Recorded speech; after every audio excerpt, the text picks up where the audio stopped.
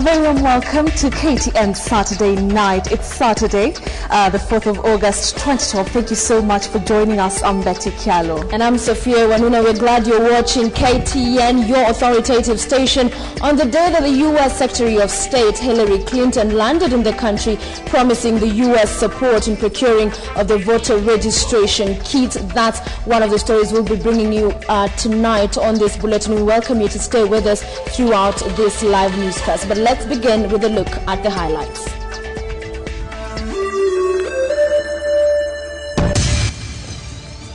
Busy day for Clinton as the U.S. Secretary of State lands in Nairobi. U.S. to assist Kenya acquire electronic voter registration equipment. 6 killed in road accident near Machakos. And still on KTN, draft road for MRC as police block their meeting venue.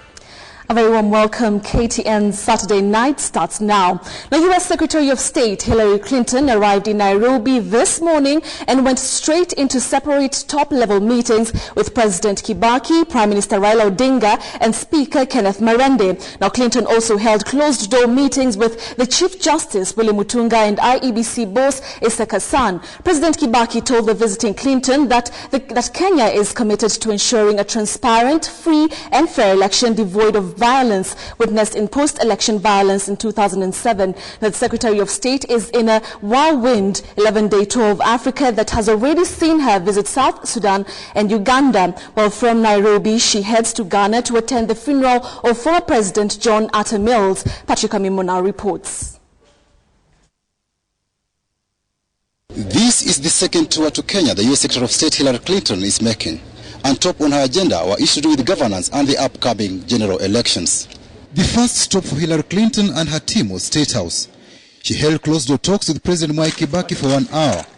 When they emerged, local and international media present thought the two will address them. They had set their cameras ready. To their disappointment, it was only a photo session. A dispatch from the Presidential Press Service says Kibaki assured Clinton the government was doing everything to ensure upcoming elections is free and fair. Kibaki said the process of implementing the constitution was on track and the government was fully committed to the cause. Kibaki said insecurity posed by the disintegration of Somalia to Kenya's economic interests prompted the government to send troops to Somalia. He urged the U.S. to play a lead role and mobilize the international community in the reconstruction of a peaceful and secure Somalia.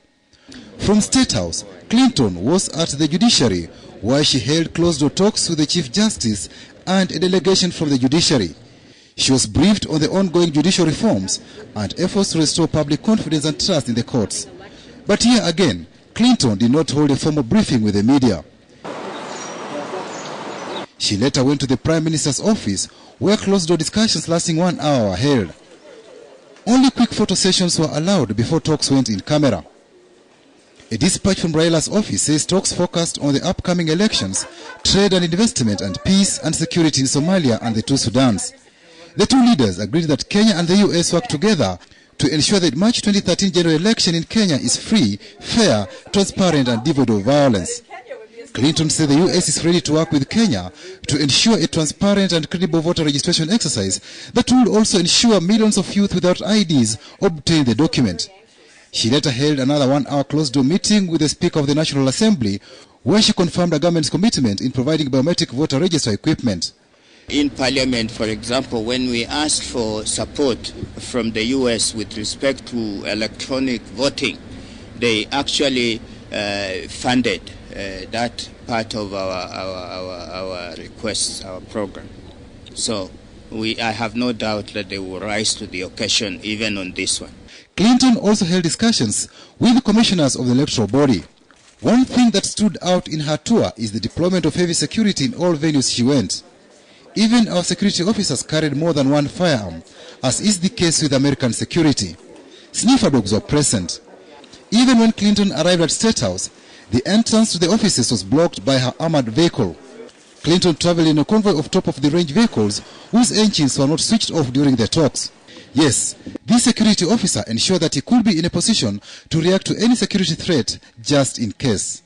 Patrick Amimo, KTN, Saturday Night. The Independent Electoral and Boundaries Commission might have shut the door on the biometric voter registration system, but the visit by U.S. Secretary of State Hillary Clinton has unlocked the way. With the U.S. willing to help Kenya procure the electronic voter registration materials, the Electoral Commission is now faced with a few options to resuscitate the biometric voter registration system. Samogina reports. IEBC is under intense pressure to register voters electronically following a cabinet meeting Friday that appeared to give little room to the electoral agency to use the old manual voter registration system, said to be prone to manipulation. Vice President August says the cabinet is toying with the idea of a restricted tendering process or single sourcing to enable the IEBC acquire the biometric voter registration equipment. We said we will, as far as is practicable, strongly recommend to the IEBC the need to perhaps even go for, even if it's restricted tendering, so that we are able to beat the deadline and get Kenyans to properly register for the next election.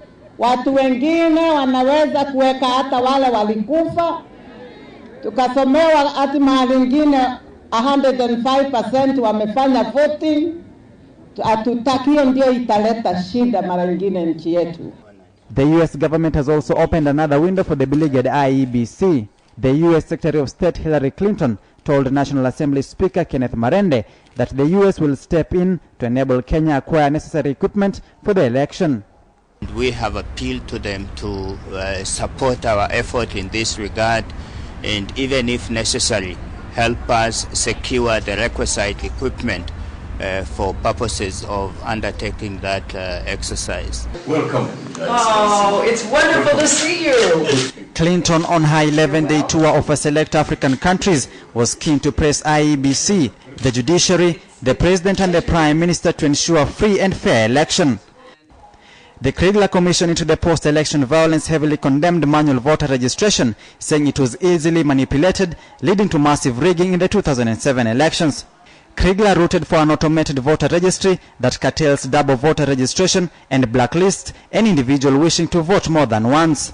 It also became very murky, and as Honorable Amina rightly pointed out, there were a lot of other extraneous factors that were coming into the process.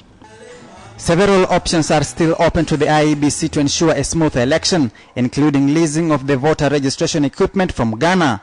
The inky problem being that Ghana will be holding presidential and parliamentary election in December, with Kenya's election coming 3 months later. Because there are available options that could avoid the highly charged political interests that had infiltrated the process, but could also be availed immediately between the two countries. Ghana is a friendly country and we had very good relations.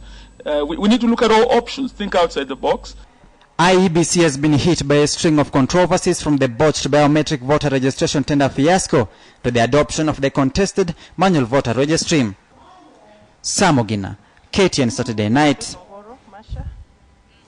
Now, in the week since Uganda confirmed an outbreak of the Ebola virus in its western region, Kenya has registered at least 3 suspected cases. The Ministry of Health sought to reassure Kenyans that no case of the deadly virus has been found in the country. It, however, emerges that the atypical symptoms of Ebola mean that Kenyans are on high alert, watching for any outbreak. Are their fears justified? On Friday, an ailing man collapsed and died at the side of the road in Murang'a. His death may have elicited little reaction, were it not for the fact that he is reported to have bled from his nostrils and mouth. This would serve to spark fears of an Ebola outbreak, one that local health officials moved fast to dispel. We found a treatment sheet in his pocket, and the treatment notes indicated that he had been attended to at Port Reitz Hospital, Mombasa. He was treated as a suspect case of TB. This would be the third time in the week since Uganda declared an outbreak of Ebola in Kibale district that Kenya registered an Ebola scare. The first case was registered in Siaya, where a man was admitted after exhibiting symptoms similar to those of Ebola. Days later, he was given a clean bill of health. Hiyo ya Siaya tuligundua ya kwamba huyo mtu alikuwa amekula nyama ambayo ilikuwa poisonous. The second suspected Ebola patient was admitted to the Moi Teaching and Referral Hospital in Eldoret. The patient, a young man of 20, had visited South Sudan and returned through Uganda. Tests would show that he was not carrying the deadly virus either. Let me assure all Kenyans that there is no Ebola in Kenya. Symptoms of Ebola include high fever, diarrhea, muscle aches, a running nose and bleeding from body orifices. However, in the current outbreak, patients often do not bleed. The Ministry of Public Health advises that patients consult a doctor when faced with these symptoms. It, however, goes on to say that there should be little cause for anxiety in the country. The Ebola outbreak has been contained in Western Uganda. Therefore, for one to qualify as a suspected candidate, one has to have traveled to Western Uganda or been in contact with a person who has traveled to Western Uganda and more specifically, Kibale district. This is why persons coming in from Uganda are now required to fill in forms at the border, specifying which part of Uganda they visited. At least 16 people have died in Uganda following the outbreak. However, the Kenyan government has warned against panic as the country has not registered any confirmed cases of Ebola yet. Wilkes Anyabwa, KTN, Saturday night. Close to 400 people have signed a petition seeking reforms of the Nairobi Women's Hospital, the renowned Gender Violence Recovery Center, and the most likely place for any victim of rape to seek medical care in Kenya has come under scrutiny after young mothers posted stories on social media of alleged professional negligence they experienced at the hospital. Today, a number of them took the protest out of the virtual space and held a demonstration to present their petition to the hospital's administration. Here now is KTN's health reporter Ansoy Mwendia with a report. Mid-morning Saturday, a handful of young mothers and a few other interested parties start a peaceful demonstration from the Hurlingham roundabout to the Nairobi Women's Hospital. Some of these women claim they or people close to them have had near-death experiences, and some of their loved ones actually died at the hospital in controversial circumstances. They say they handed the administration a written petition last month, but no response has been forthcoming. So they mobilized each other on the social media and resolved to hold a demonstration to be heard. And heard they were. At the Hurlingham branch, officials from the hospital received the written petition. The officials, however, declined to identify themselves. This is the hospital. No, it's about the hospital. This is an institution where the public comes. You cannot push me around. We are going to. No, we are not taking any patients. Our efforts to get comments from the hospital's administration were rebuffed, at some point using force. Can you go? Why are you going? Why are you? No, let's go. Can we go? Let's go. It is our right to take No. because this is what we have done. Not allowed. The demonstrators, meanwhile, proceeded to the Adams branch of the hospital. In this day and age, a woman should not die giving birth in an upmarket hospital like Nairobi Women's Hospital. Provide satisfactory explanation to all the women and the children who have suffered violations, and to their families for those who have passed on. Chief Executive Dr. Sam Thenya received the petition. I've received it and I'll look at it and we'll get back to you. Are you aware of these cases? There are some cases that have come to your attention previously from the... And with that, Dr. Thenya declined to answer our questions. The protesters say that some 40 stories of alleged negligence have been shared on the social media platforms, including this blog run by Suze Ture. So far, close to 400 people have signed an online petition calling for reforms in the hospital as of Saturday evening. Now, these demonstrators, most of them are meeting for the very first time. They have been having this debate in the social media, in the blogs, and now have come together on this course. The ball is now on the hospital's court. Ansu Mundia, KTN Saturday Night. On to some devastating news. 6 people died on the spot when the vehicles they were traveling in were involved in a road accident along the Nairobi-Mombasa highway. Now, the accident involving a trailer and a lorry and a 14-seater matatu occurred at the Machakos turnoff. Passengers in the public service vehicles were trapped in the wreckage for more than 4 hours as members of the public attempted to free them. Now, the accident occurred just 200 meters from the spot where another grisly road accident occurred last month. Early Saturday afternoon, a lorry headed to Nairobi, which was carrying sacks of maize, spun out of control near the Machakos junction and crashed into an oncoming trailer traveling in the opposite direction. At the same time, a 14-seater matatu, which came down the Nairobi-Mombasa highway heading to Machakos, attempted to overtake the trailer. Tangia asubuhi tumekuwa na problem ya moto Machakos, mali imechomeka mji wa Machakos, Grokon, na tumekuwa na hiyo problem. Tukiwa hapo, kabla hatujamaliza kuzima moto, pia tukapashwa habari kuhusu hii ajali. Ile limoja imepewa mahindi, ilikuwa inatoka na saidi ya juu hivi, na ilikuwa imewakisha tara, ilikuwa ime lose control, na ilikuwa mbio saidi. Sasa ikateremka ikakuja kukutana na hilo lingine. Sasa na hilo lingine vile imekutana ikakuja kuonana na hilo lingine, nao ni sasa ilikuwa imeoverlap side hii. Sasa vile imegongana ikainuliwa hivi sasa ikakuja kulalia Nissan, nao ilikuwa imeoverlap side hiyo. The drivers of both lorries died on impact together with 4 others. 5 passengers were trapped in the wreckage. Hours later, 4 casualties had been pulled out of the mangled wreck, while a 5th was still trapped inside. Emergency workers were forced to amputate the driver's limb in order to rescue him from the wreckage. Survivors were rushed to Machakos Level 5 Hospital, while the bodies of the dead were removed to the mortuary. The traffic commandant, who arrived at the scene of the accident in the company of local leaders, urged traffic police officers to crack down on motorists who flouted traffic rules. We impress upon by exercising due care that these officers are on the road ensuring that they enforce the traffic rules, and that's the only thing that we'll be able to see that we minimize the road carnage that we are experiencing on the roads. Last month, 6 people died at a spot just 200 meters away in an accident involving multiple vehicles. The leaders urged motorists to exercise caution when driving along the highway. Wilkie Sanyabo, KTN, Saturday Night.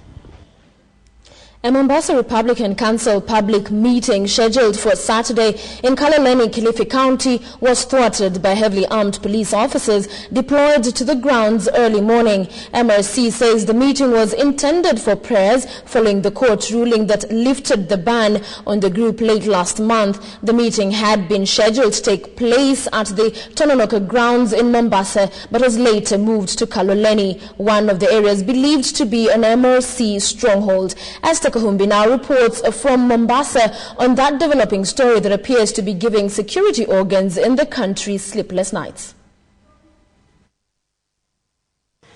Deep into the heart of Giriama land, ignoring the cancellation of what had been termed a prayer meeting, a few followers of MRC had gathered here as early as 8 a.m. Their leaders appear keen not to rub the authorities the wrong way, a memo that their followers appear yet to receive. Msije kwa sababu uwanja umejaa mapolisi. The early presence of the heavily armed regular and administration police officers at the Kaloleni grounds in Giriama was message enough to members of the Mombasa Republican Council that they were not going to entertain any unlawful gatherings from the group. Tumeirisha mkutano kwa sababu ya usalama wa watu wetu. Sawa? And they, on the other hand, took no chances. MRC placing their leaders on the ground to warn those who did not get the message. Lakini wamefika kama 50 ambao na waregesha na wengine wako kule barabarani. Nimepigwa simu nikiambiwa kwamba wao nao pia walikuwa kwa waje, lakini nikasema kwamba haina haja kwamba waje warudi. Hatukutaka kufanya fujo kulazimisha mkutano uwe. Tumeweza kuahirisha mkutano watu wende zao. Area MP Kazungu Kambi is also reported to have been here to ensure that no meeting was held, and so the Kaloleni grounds remained empty.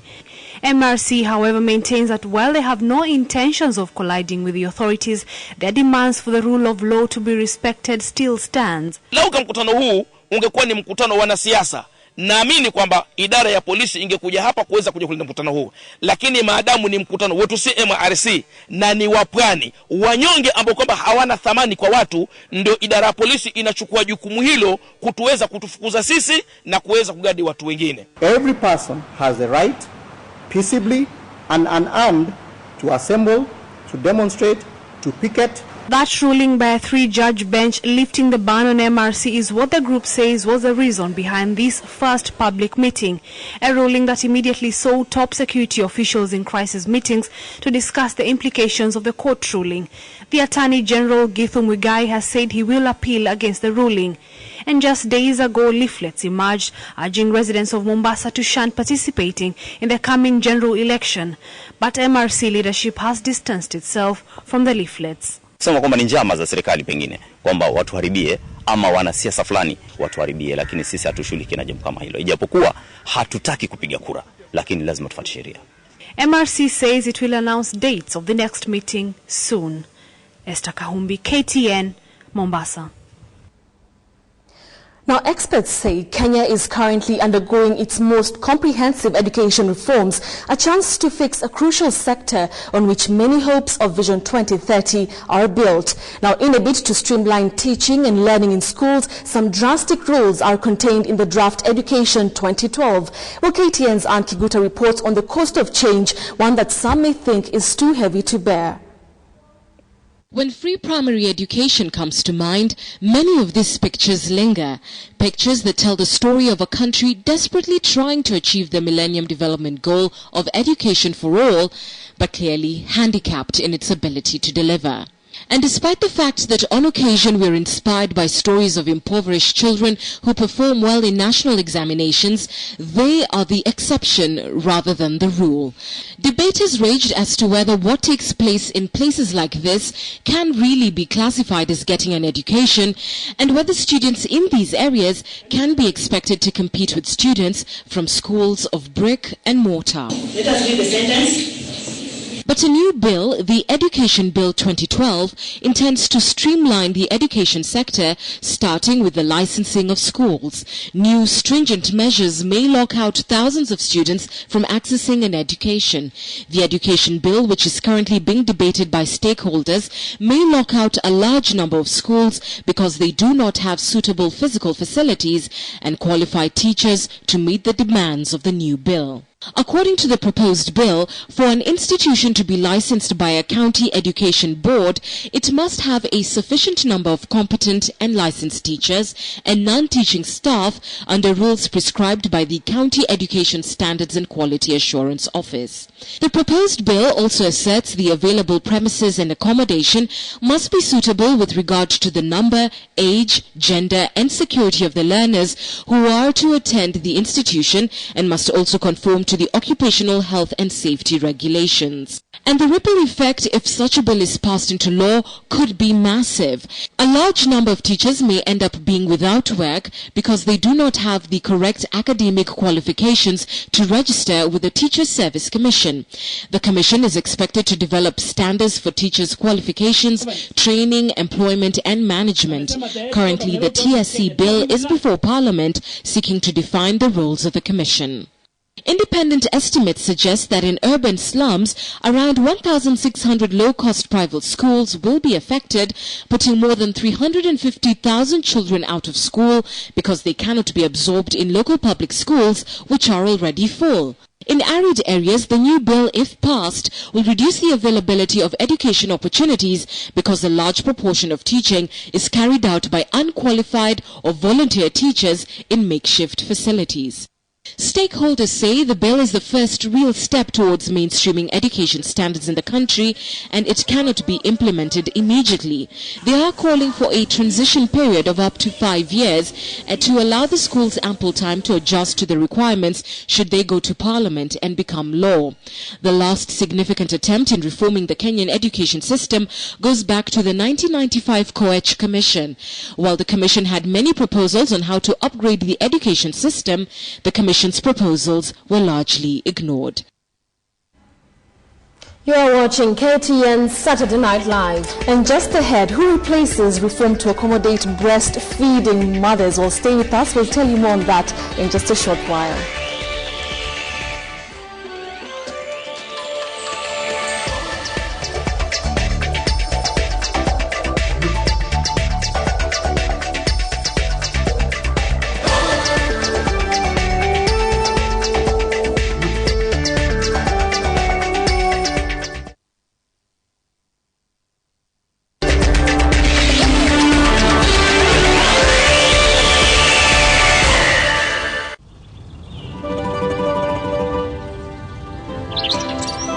From the southern slopes of Italy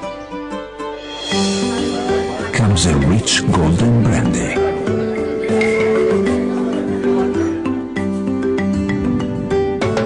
Using an ancient traditional craftsmanship,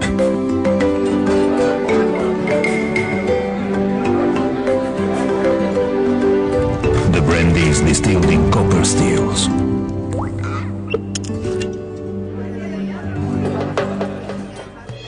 And matured for 5 years, perfected and appreciated. Introducing the smoother, richer Richaud. Matured in Italy. Enjoyed in Kenya with friends. Richaud. Share the warmth.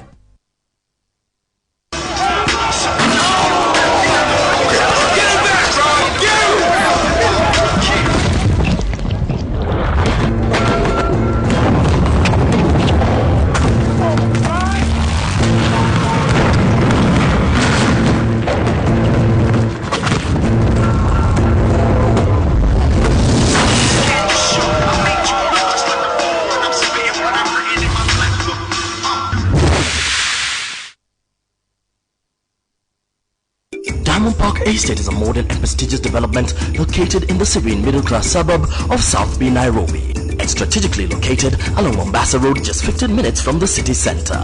Its housing units consist of luxurious 4-bedroom maisonettes with DSQ, all built in a modern design, offering practical, comfortable, and affordable living. Units are almost sold out. Call us now on 0711-987-114. Diamond Park Estate, South B, for the discerning homeowner. African dishes in association with Golden Fry. Deep fried chicken. Ingredients: 8 chicken drumstick pieces, half a cup all-purpose flour, salt and black pepper to taste, 1 egg beaten, 1 cup breadcrumbs, Golden Fry oil for deep frying. Directions: boil the chicken pieces for about 20 minutes or until they float. While the chicken is boiling, prepare 3 bowls as follows: with flour, salt and black pepper, with the beaten egg, with the breadcrumbs. Once the chicken is ready, drain it, set aside to cool. Once cooled, roll the chicken pieces first in the flour mixture, then egg and finally the breadcrumbs. In a deep frying pan, heat the Golden Fry oil until hot. Then add the evenly coated chicken pieces to the already hot oil. Deep fry for 5 to 10 minutes or until golden brown. Serve hot with chips and coleslaw salad. Golden Fry. Fries more, lasts longer.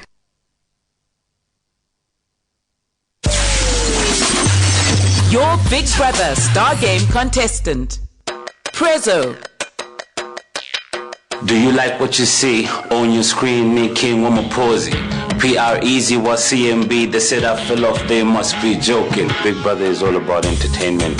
I was born to be an entertainer. Prezzo is cool, calm, collected, but misunderstood. I'm braggadocious, I'm self-confident. I make a lot of people laugh, so I guess I have a good sense of humor. Ladies love me, girls adore me. I mean, even the ones who never saw me. I know you love my style. This whole experience is gonna give people like a chance to see the other side of Prezzo. So, you know, I'll let people be the judge of that. I can't stand fake people. I have no strategy. I'm just gonna be myself. I'm a real person. Life is like a mirror. You look into a mirror, you smile, you get a smile back.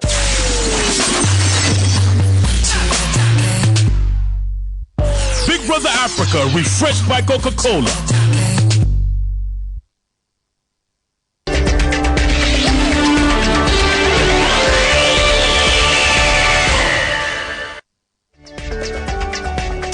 Welcome back to KTN Saturday Night. Indeed, we're glad you're watching. Let's now have a look at some of the stories making headlines from around various regions in the country, brought to us by Patrick Amimo.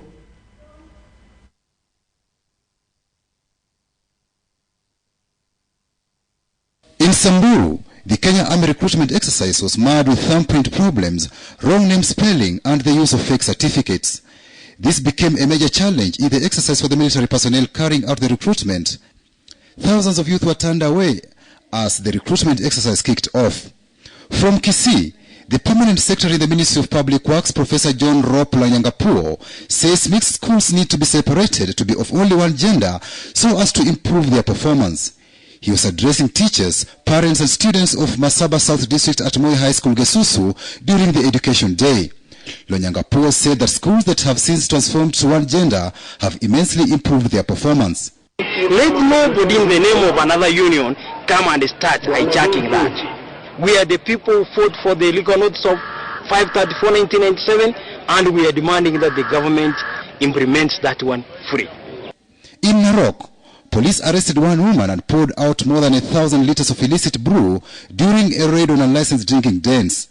Police say the illicit drink included 800 liters of Kangara and 120 liters of pure Chang'aa. The team of police officers led by the Narok Deputy OCPD Ruben Muli stormed various dens selling the illicit brew. Several revelers escaped after getting a tip-off from accomplices. Now, it often happens that entrepreneurs spend years planning and saving before launching business ventures, which they hope will give great returns. For others, however, entrepreneurial ventures are born out of desperate circumstances and the need to put food on the table. Well, tonight on our feature of the day segment, we spend a day with Annette Tikamanyire, a respected entrepreneur in Uganda, reaping great rewards and mentoring other women. She attributes her success to the fact that she has never forgotten the circumstances that led her to launch her business.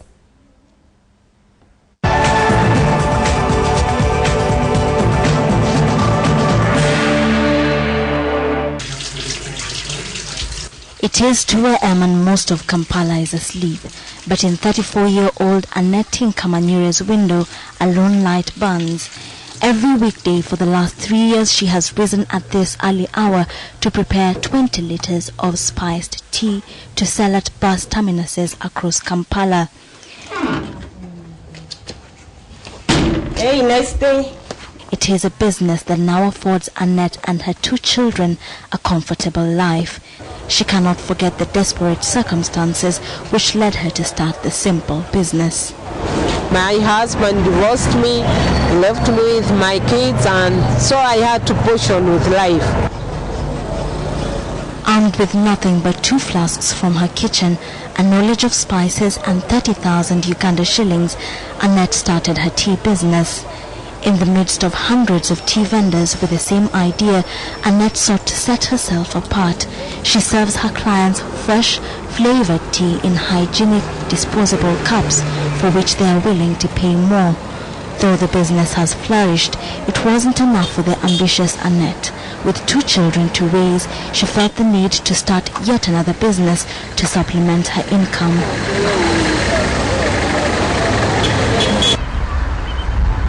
Now when dawn breaks, Annette trusts her workers to continue with the tea business and heads to the heart of Kampala. She goes from door to door in search of shoes to repair and clean. Good morning, ladies. Good morning. How are you? Fine. How are you? Good. Thank you. She has, however, had to fight for her place in this market. Here in Uganda, ladies don't tend to do these jobs. So I'm the first lady doing this. So people were like, how can she? No, she can't do this. But some people know that ladies are perfect. So they accepted me and gave me a job too. Every shoe she receives is an opportunity to make her mark. Every satisfied client, the assurance of money in her pocket. When she started her service, Annette used the unreliable boda motorcycles to move around. Her client base has since grown, enabling her to buy 4 vehicles. She gains new clients by never compromising on the quality of her services. We tried her. Yes, she was good. She knows what she's doing. She uses quality polish. She cleans them perfectly well. And the attitude, the way she approaches you is so different from others, the ones you find by the roadside. The demand for her shoe shining service leaves Annette little time to herself, but she does not mind. She will not rest until she is sure of making money even when she takes a break. I always sleep for 3 to 2 hours. Yeah, that's enough for me. But in future, I'll sleep for a whole day when I'm done. Annette banks no less than 400,000 Uganda shillings in profit daily, but her satisfaction doesn't simply stem from the financial returns. 19-year-old Balok Milton is one of 17 employees learning from Annette how to run a business. After 5 months of working for her, Milton knows his days are numbered. I am saving because she told me that I will work with you for 6 months. Then after that six months, you will have get your own money and you start your own business. All over Kampala there are tea vendors and shoe shiners competing for the same market, but Annette is not afraid of competition. There are more than enough shoes in Kampala for everyone to clean. She always finds ways to stay ahead of her competitors. Every evening, when the working masses leave their offices, Annette sets off for the social places they frequent. As the workers relax after a long day, she coaxes them out of their shoes. She may be the boss, but Annette still works alongside her employees. She has not arrived at her destination just yet.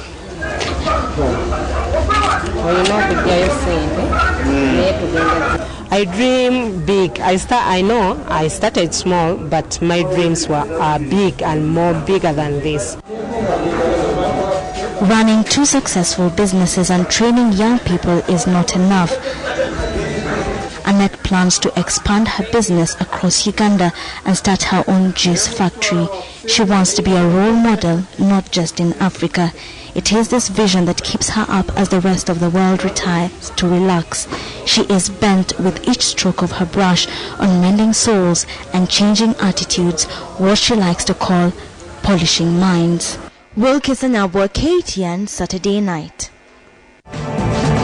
Quite an inspiring story there. Annette doing her thing in Uganda, and I hope some people as well here can emulate the same. Let's now go to Healthy You. The idea of a day dedicated to breastfeeding might seem strange to many. However, every first week of August, the world looks at this practice that signifies the initial bond between mother and child and goes beyond just feeding. On our Healthy You segment, we bring to focus the working mothers who have to keep up with work and exclusive breastfeeding.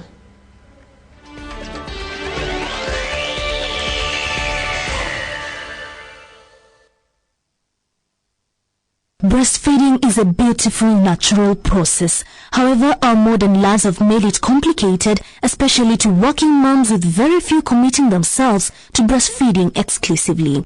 Work and breastfeeding is not a walk in the park for the modern-day woman. In history, mothers had lots to do besides nurse their babies, and even modern mothers who are at home during the day struggled with various activities to do with home vis-a-vis the infant's needs. Breastfeeding and working can be a win-win situation for mother, baby, and employer.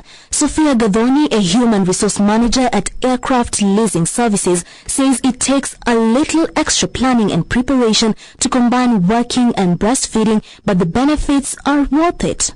By the time I returned to work, I had expressed and stored enough milk in such a way that when after I returned to work, I continued expressing yes, but only to replenish the stock that was already there. At Gadoni's place of work, breastfeeding mothers are allowed breastfeeding breaks. Suckling mothers are also allowed to rush home if they live a short distance away from work, or they can express milk privately and store it for later use. She says the breaks need to be agreed upon between the employer and the employee. I normally express here in the office, I express twice in a day. I express at 1 o'clock and at 6 p.m. when I get home. At 1 p.m. I do it here in the office. Unfortunately or fortunately, I normally express in the privacy of my car, because in this office we don't really have such kind of a room that is dedicated for that purpose. While at home with her child, Sophia says she always has to breastfeed her baby on arrival and does that on demand until the next day when she leaves for work. Her advice to working moms is that they can adopt the model of expressing milk a month after the baby is born in order to maintain a regular supply of milk. Breast milk can be kept at room temperature up to 24 hours, in the fridge for up to 72 hours or 3 days, and in the freezer for up to 6 months. Health experts recommend that when warming breast milk for the baby, care should be taken to avoid directly heating it on stove or in the microwave, since this process kills important antigens. Instead, one should place the container in warm water until it's warm enough for the baby to use. Taking into account, it is recommended the baby should be breastfed exclusively for the first 4 to 6 months before weaning. But survey shows that most mothers prefer mixed feeding rather than exclusive breastfeeding, especially if they have to go back to work after the 3 months of delivery. Experts reckon that the benefits of breastfeeding in the early days provide an excellent reason to nurse your baby as early and as frequently as possible after birth, even if you feel that you can only do it for a short period of time. There are many benefits of breastfeeding. There are benefits to the infant as well as benefits to the mother. The most important benefit of breastfeeding to the baby is that it provides 100% of what the baby needs for the first 6 months of life. So a mother does not have to think about maybe mixing fruits, giving cereal, looking for vegetables, the most the most nutritious vegetables to give to her child. All she needs to do is give her baby breast milk, and the baby has everything or all the nutrients that it requires for its growth and development for the first 6 months. Ensuring your baby is properly attached and positioned at the breast is essential. If you get this right, you shouldn't find breastfeeding painful, and your baby will surely show signs that he or she is enjoying.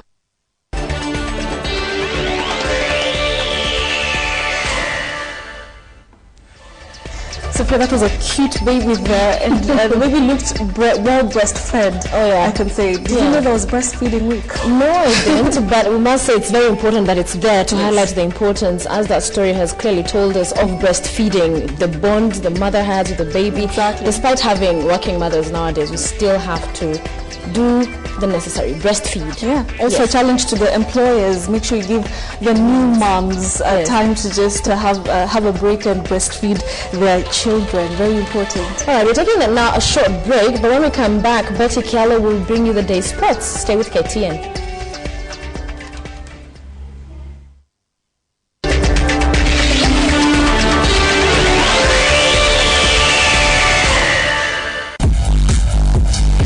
Gold Rush in association with Kenya's migration to digital television.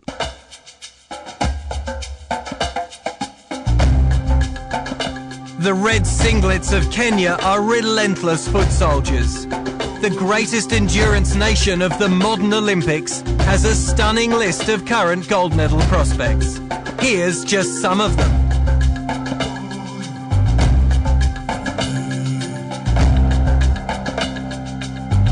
But while the Kenyan men have been growing ever stronger, a new power has risen in athletics: the Kenyan women. Heading an imposing list is Vivian Cheriot. Cheriot was the Laureus Sportswoman of the Year for 2011, after winning the 5,000 metres and the 10,000 metres double at the World Championships. I don't imagine that I'm going to leave this life, but thank you so much, because I know you are the one who chosen me today. Thank you so much. nation on the equator showed the world its running power, with 6 gold medals in Beijing. They were followed by 7 more at the World Championships in Daegu. Even back then, they were already talking London. I don't plan about London, but I hope it will come. You know, I cannot plan something which is ahead next year, but I hope my body will be the same next year, and I'm going to try my best, because that is the main medal that I don't have in championships. I'm looking forward to racing next year in London Olympic Games. That's my motivation to race again next year. 800-metre world champion and world record holder David Rudisha will be one of the faces of the London Games.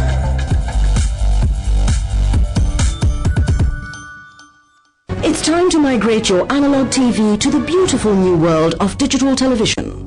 Digital TV, a beautiful new world of entertainment.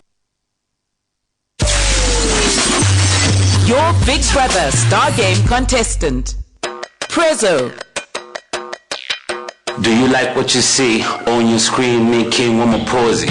PREZ was CMB. They said I fell off, they must be joking. Big Brother is all about entertainment. I was born to be an entertainer. Prezzo is cool, calm, collected, but misunderstood. I'm braggadocious, I'm self-confident. I make a lot of people laugh, so I guess I have a good sense of humor. Ladies love me, girls adore me. I mean, even the ones who never saw me. I know you love my style. This whole experience is gonna give people like a chance to see the other side of Prezzo. So, you know, I'll let people be the judge of that. I can't stand fake people. I have no strategy. I'm just gonna be myself. I'm a real person. Life is like a mirror. You look into a mirror, you smile, you get a smile back.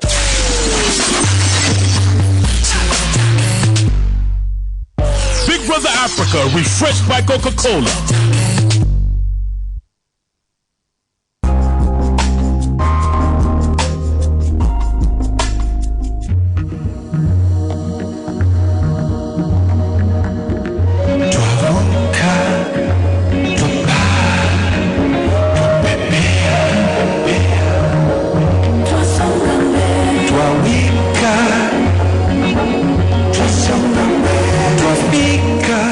Natural beer, sugar-free, truly Kenyan. From the most stylish of streets to the roughest of roads, from the town by day to the country at night. The Nissan Navara Double Cab is one of the unique pickups in the market. One of the features that distinguish the Navara from the rest of the Nissan off-road family is its powerful 2.5-litre common rail turbo engine with outstanding fuel efficiency. The Navara has a sleek yet tough appearance. Everything about the Nissan Navara's exterior exudes power and confidence. It is an ideal vehicle either for individuals who enjoy an off-road lifestyle or business people looking for a reliable pickup.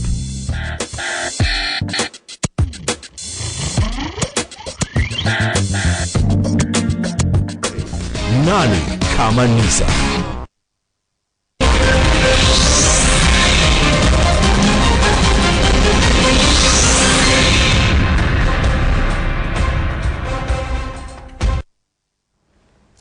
Welcome back. Well, we begin with the women's steeplechase, where world bronze medalist Milka Chemostraya and Marcin Njoroge qualified for Monday's final. Well, Kenya will not have her 3 participants in the final after Lydia Rotich crashed out in the second heat. Chemosh finished third in 9 minutes 27.07 seconds in the first heat, won by last year's German European junior champion and world senior finalist in Daegu, Gesa Felicitas Kroos, with Ethiopia's former Africa junior champion Etanesh Diro second in 9 minutes 25.31 seconds. Defending Olympic champion Gulnara Galkina from Russia was 5th qualifier after posting 9 minutes 28.76 seconds behind Swiss Jelizarova, and Njoroge was also third in the third and final heat in 9 minutes 25.99 seconds behind Ethiopia's Nihor Ayelu and Y Zaripova. German Schmitz Mulder was 4th and American Brie Fanek 5th in 9 minutes 29.8986 seconds.